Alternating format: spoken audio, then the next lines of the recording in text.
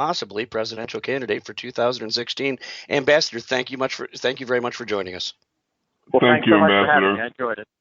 And that was former UN Ambassador John Bolton, who is looking to possibly be a candidate for president in 2016. I thought it was a pretty interesting interview, Jazz. I mean, he seems to be a little more serious about possibly running this time than he did last time. But the one thing that occurred to me is when I asked him about economic issues and issues other than, foreign policy, which is obviously, what most of his career has concentrated on.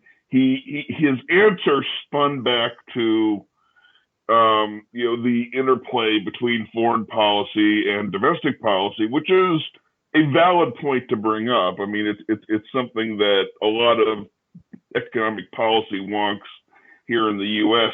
tend to forget. But it strikes me that if he's going to be a serious candidate, or if he's going to be someone that's going to, run for the nomination and be showing up on the talking head programs, going forward, he's going to have, a little more kind of a detailed economic position than just swinging it back to his area of expertise. I have to agree. It's sort of a plus and a minus at the same time for him. I think this is going to be an election, unless things get stabilized internationally, which I have very little hope of, between now and November of 2016. It's going to be an important area. It will be in some ways a foreign policy discussion. But as you brought up when you asked him the question, there are those pocketbook issues. And you can't dodge them. I'm not saying he dodged them, but he needs a lot more details. And there are just other aspects of domestic policy, even away from the economics. And I wish we could have had hours of his time, but I know he's busy. But people are going to want to know where he stands on things like taxes. I know he wants to cut taxes. He's sort of in the Grover Norquist area on that, but he has to have a detailed plan. And when he gets asked those questions, I mean, he's got to be ready to answer them. And I think he's very solid in his positions on foreign policy. But people are going to take the racial issue. I mean, people are going to be throwing questions out of left field at him. What does he think about the whole Michael Brown, hands up, don't shoot, the riots in the streets? And I don't think we get much of a sense yet from Ambassador Bolton of where he's going to come down on all that.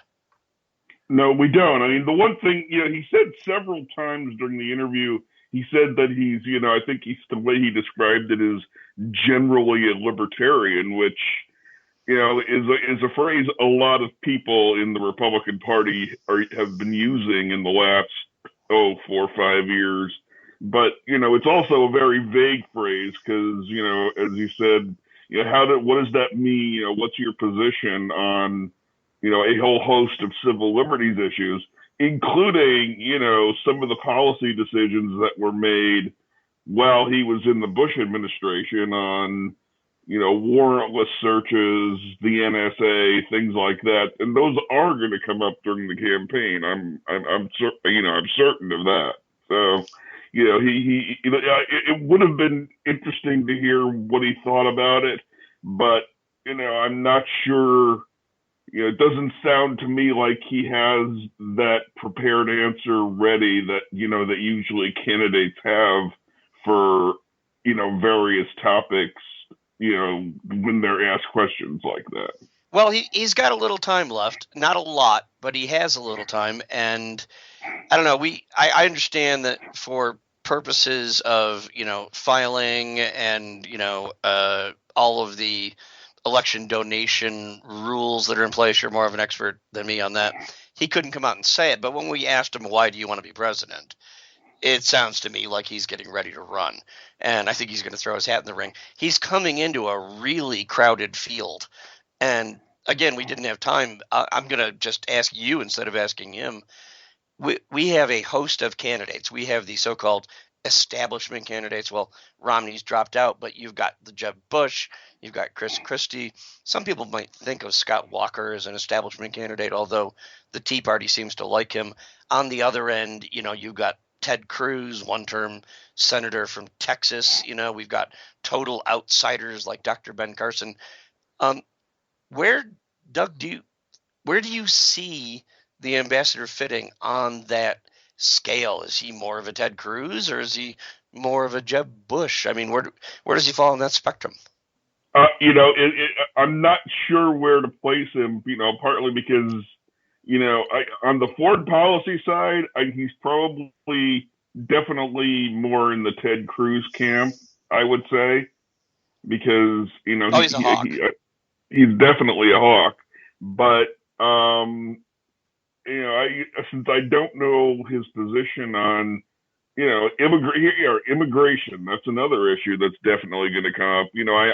It's hard to say, and so I'm not sure. I'd put him sort of in the outsider camp, along with someone like a Ben Carson, and definitely he'd be a long shot. I mean, there's no question he'd be one of those long shot candidates, along with Carson and I think you're right. I think he's more of a dark horse in those terms, maybe in initial chances with Ben Carson. But in order to find out how tough a slog he has, you mentioned immigration. That's a big one. Libertarians and hardcore three legs of the stool conservatives have different views on that. We've also seen, and this is something you've written about a lot, a question I might have if we got a chance to interview the ambassador again. Where does he stand on the difference between federal and state regulation when it comes to things like legalization of marijuana, not just medical marijuana, but things like, Colorado, where they just have complete legalization? He went to school with a couple of pot smokers, the Clintons, and a bunch of other people, and was there in the summer of love. Did that impact his views? I mean, is he libertarian on that, or is he just going to swing to the hard right and go, well, no marijuana? I think these are things that if he declares, I'd like to get him on again, and he's got to round out those positions. I mean, we know where he stands on foreign policy, but God, there's just a wealth of stuff we haven't found out yet. Definitely. But it's going to be an interesting year, and with and I think the fact that someone like him, like Ambassador Bolton, is considering getting in the race, like you said, it's going to be a very crowded field, and that's just going to make it more interesting. Absolutely. All right, and with that, I think we should probably wrap this one up. So why don't you take us out, and we'll see everybody back here next week.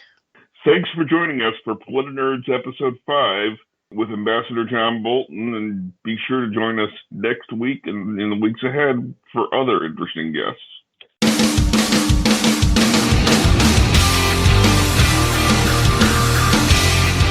This show is copyright by VLR Media. All opinions of hosts, panelists, and guests are their own and may not reflect the opinion of VLR Media or anyone else.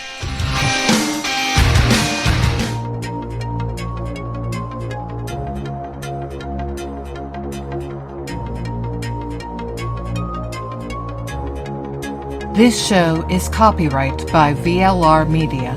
All opinions of panelists and guests are their own and may not reflect the opinion of VLR Media, the host, or anyone else.